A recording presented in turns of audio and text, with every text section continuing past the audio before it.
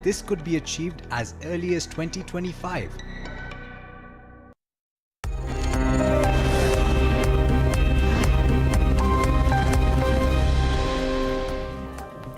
Hello and welcome to Bloomberg Queen, India's first live streaming business news service. I am Agam Vakil and you're watching Thank God It's Friday. We're at a time when both markets and business sentiment is being driven by global geopolitical relations, and who best to take us through what we should expect in 2018 than Alastair Newton, co-founder and director at Alawan Business Advisory. Welcome to the show, Alastair. Thank you, and a Happy New Year to all the people online watching this. Alastair, thanks for joining us, and a Happy New Year to you as well. Let's start with global risks. Now, we recently had a report from the Eurasia Group that suggests that 2018 could very likely face what they term a geopolitical depression. Keeping in mind how politics are playing out in the US and China, perhaps not as much in North Korea, what is your reading here?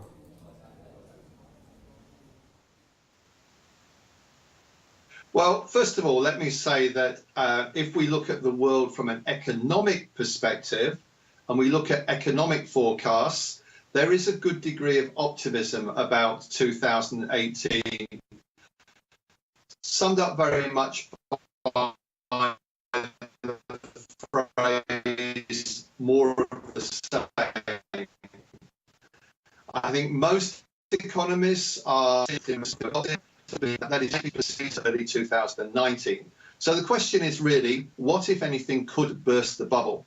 And certainly one wouldn't rule out economic factors. For example, the Fed raising rates could trigger some sort of market reaction, which would lead to what is undoubtedly a bubble in equity markets, at least some would say bond markets as well, out there from bursting. But there are also, as you've intimated, and as organizations like Eurasia Group have identified, geopolitical risks out there. And my personal view is that the top three among these all boil down to focusing on what is likely to emerge from Washington and from Donald Trump in particular. And my top three risks are in descending order of likely occurrence. A trade war of some sort, which clearly would go to the heart of US-China. China seems to be US target #1 now, notwithstanding the ongoing issues around NAFTA. And as was mentioned on your channel just a few minutes ago, possible tensions between the US and South Korea over Chorus. Issue #2 is the Middle East, and in particular, US-Iran relations, but also domestic situation in Saudi Arabia. And let's look at both of those very quickly and say that one of the interesting things which has happened in the last couple of months, for the first time since 2014, is we've seen both Iran and Saudi Arabia add a political risk premium to the price of Brent crude, currently at a high dating back, 3 years now, of $67 a barrel. The third factor is, of course, North Korea. Not to be underestimated, but probably more likely to become a potential problem later in the year as North Korea gets closer to Kim Jong-un's stated aim of being able, in theory, to drop a nuclear warhead on the United States, should it choose to do so. Now, I would stress that I think all those three are tail risks, but the fattest of all of them is certainly trade, in my view, with China-US right at the center. Right. So, well, you know, there have always been expectations of China liberalizing the country's politics for some time, and that really hasn't come to be so far. And its political model, however, is still perceived to be a lot stronger than ever. Does China now have the opportunity then to set international standards in global trade and technology? What are your thoughts here? Well, it certainly has some opportunity. I think we need to be quite cautious, though, about how far this can go. If we look at what we could loosely call the US post-war model, from which Asia as a whole has benefited perhaps more than any other part of the world, it has been remarkably successful. And it has been founded on liberal politics, liberal economics, and perhaps above all, the rule of law rather than the rule of man. Now, China still is very much bedded into the rule of man as opposed to the rule of law, and in particular, the rule of the Communist Party of China, which is becoming, I think, increasingly undifferentiated from the Chinese state as a whole. And the personification of that, of course, is Xi Jinping and his having his hands very firmly on the levers of power in China, seemingly more firmly than any Chinese leader, certainly since Deng Xiaoping, and some would argue since Mao Zedong, but also manifested in Xi Jinping's very explicit now shift in China's foreign policy away from the bide and hide mandate which Deng Xiaoping laid down into something which is much more, some would say, aggressive, others would say forceful. Some have described it as sharp power, a mixture of economic power, edginess. The Chinese can be very edgy indeed when they are upset about something. Witness the recent blow-up between Beijing and Canberra over the Australian Prime Minister's description of China as being a difficult partner, to put it politely. And of course, still coming from China, a lot of ambition as well, manifesting itself perhaps most noticeably, not necessarily today in China's militarization of the South China Sea, but actually in Xi Jinping's flagship One Belt, One Road, or Belt and Road as it's now known, project, which is looking to spread Chinese geopolitical influence through its economic power across a swathe of Asia, into Africa, and even into Europe. Right, Alastair. So before we move into Asia, once again, I do want to address the point you made earlier with respect to the President Donald Trump and the United States. So President Donald Trump comes in at a time when the U.S. economy is perceived to be in good shape, which is very evident, at least in the equity markets. But the most salient features here are tax cuts and looming protectionism, and of course interest rate hikes as well in the economy. What are your observations here, and what are the risks that the US markets face right now, considering all these factors? Well, all other things being equal, one would expect this to be a particularly good year for US equities, based on what has already been a series of very good years. The tax cuts will boost corporate profits. A lot of the extra money, I think, is going to go into shareholder dividends and share buybacks. That's hardly an uncontested view, but most would agree with that. Maybe we are going to see some investment in infrastructure as well, as we've seen. So I think overall we are looking at a good year for US equity markets, but a lot of that could be undone if Trump does actually start a serious trade war. Why would he do that? Well, I think the main reason comes down to one very salient factor indeed, and that is Trump's personal approval ratings. This is a reality TV star. He's obsessed with his approval ratings.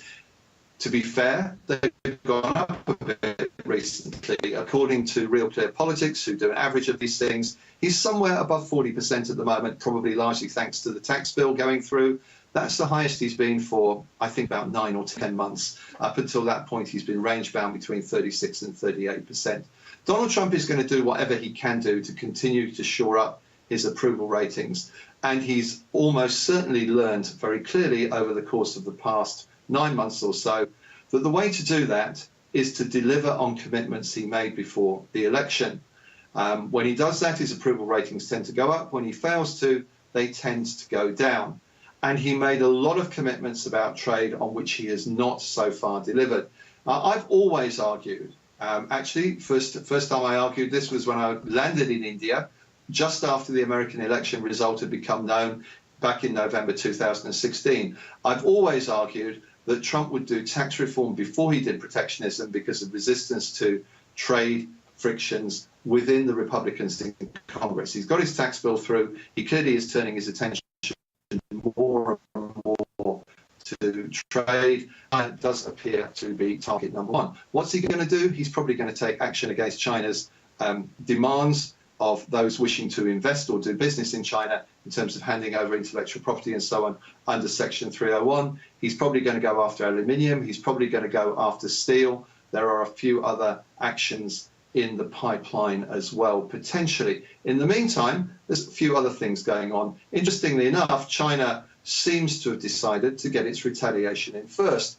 A few days ago, China changed the rules for American soybean imports only on health grounds. Entirely expected, entirely predictable in my view. But China has hit at a particularly sensitive US economic sector even before Trump gets underway.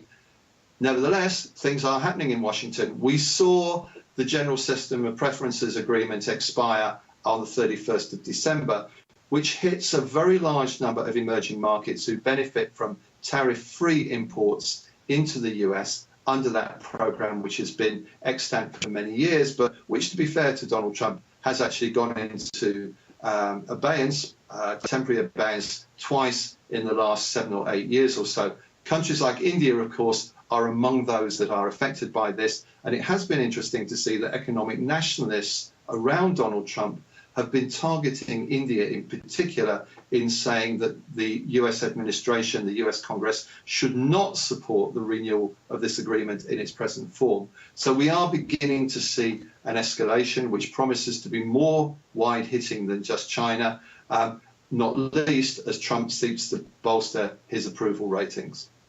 Right, Alastair, you know, I do want to make the connection with China and their interest in Pakistan.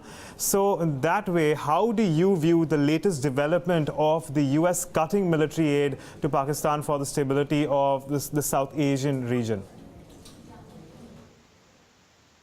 Well, if you wanted me to sum it up in a nutshell, I would say that you could put it alongside Trump's recognition of Jerusalem as the capital of Israel as being further evidence of Trump's determination to play to his base in the US, and further evidence of almost total incoherence in US policy, both in the Middle East and in Asia. To elaborate a little bit, the so-called Indo-Pacific strategy, which Trump was boasting about with no substance behind it whatsoever during his recent Asia tour, may arguably be consistent with what has been the latest moves over Pakistan. Certainly, they've gone down very well in India, but I do really seriously question when Indian authorities think about that, just how pleased they are going to be with Donald Trump doing something which is opening the door to further Chinese influence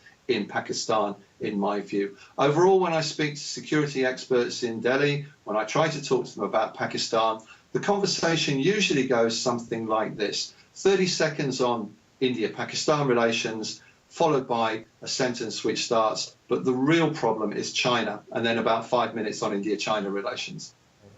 Right, that's an excellent point, Alastair. You know, if I were to consider the investment environment then, if things stand as they are, how are you viewing the flow of foreign investments in emerging Asian economies in comparison to their counterparts across the world? I still think Asia stands to do remarkably well. If we look at the Asian economies, there's good growth in a fair number of them today. You've got fairly stable environment politically in most of them, notwithstanding some waves in places like Philippines, Thailand, and so on. So I do think that Asia stands to continue to benefit from ultra-low interest rates in most of the world still today, which means there's a lot of cheap cash around, a lot of cheap credit. I think Asia promises to do well over the course of the next 12 months or so, all other things being equal. Now, clearly, you do need to look at every market on its individual merits. And let me say that I still am well disposed towards India as an investment opportunity, granted that it's actually quite difficult to find things to invest in India which represent good value for money today, and also granted that investors will continue to look very closely at the BJP's performance in regional elections throughout this year, especially perhaps following the Gujarat election. Now, I do think we need to keep that Gujarat election in proportion. The BJP, after 22 years in power, stayed in power. It was a fairly good result for Congress, but it was still a defeat for Congress. And I'm not too concerned about the regional elections at this stage. But what the BJP needs to do to keep investors being very positive about India is it needs to demonstrate that it can fight elections as an incumbent rather than as an insurgent, because it is now at the stage in the overall political cycle in India where it will increasingly be seen as an incumbent. And of course, Indian voters' propensity for anti-incumbency is extremely well documented indeed. Right, Alastair. Taking that point forward, keeping the 2019 general elections in mind, how can the Indian government measures influence the Indian economy going forward? Well, I think the short answer to that is going to be, to put it bluntly, fiscal stimulus. I do think that you're going to see the BJP boosting spending, perhaps particularly in rural areas, particularly in infrastructure. Now, that's what it's going to do. It would be nice to think that that would be coupled with a bigger push on still very necessary structural reforms in India, and structural reforms which are done in a way which actually makes sense. GST was a huge step forward, but it has not really been done in the most sensible way, either for the economy or for ensuring that BJP reaps maximum political benefit from bringing in what is actually a very sensible measure. The 6 levels of GST, it's complicated. It could have been so much simpler. So they need to think very carefully about not only how to do the right reforms in political terms, but how to do them in substantive forms. And I'd like to think that we will see more of that. But of course, we still do have one problem, which hopefully during this year's elections will be diminished and may even disappear. And that is that the BJP still does not have an upper house majority, which does make legislative moves more challenging than would otherwise be the case. Right, Alastair, my next question has 2 parts to it. The first one will be keeping interest rates trajectory in mind. How are foreign investors viewing the debt markets in India? And secondly, considering the valuations of the equity markets, what is the foreign investors' view on the equity markets when it comes to India? Well, really you're getting outside of my field of expertise here, and I'm not going to comment at all on the first half of your question because I really do not have a view on that or the expertise to do so. On the second half, I would simply go back to what I said earlier. Yes, Indian equity markets have done very well. Yes, they still look attractive, but yes, it is difficult to find individual stocks in the market which actually do represent clear value. Now, if we saw a push on infrastructure investment, if we saw a push on housing, for example, that could open up more value for potential investors looking to see government money going into those areas. Renewable energy could be another positive area. So a lot will depend on what the government decides to do in terms of its spending in detail, which could help some sectors in the Indian economy to be seen by foreign investors as offering better value than perhaps they do today. Well, a lot of insights coming in there, Alastair. Thank you for joining us. It was a pleasure speaking with you, as always. But, well, with that, it's a wrap on this edition of Thank God It's Friday. Well, of course, we will have lots more lined up on Bloomberg Quint, so don't go anywhere and keep watching Thank God It's Friday on Bloomberg Quint.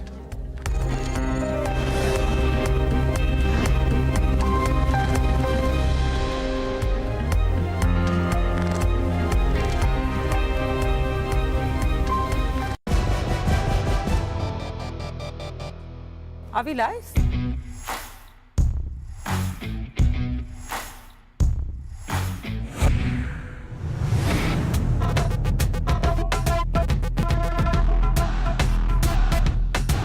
Welcome to programming that's insightful, authoritative, and at your fingertips.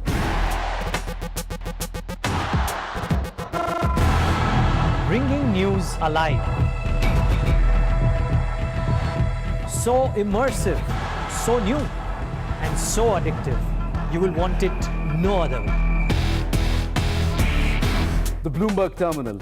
Access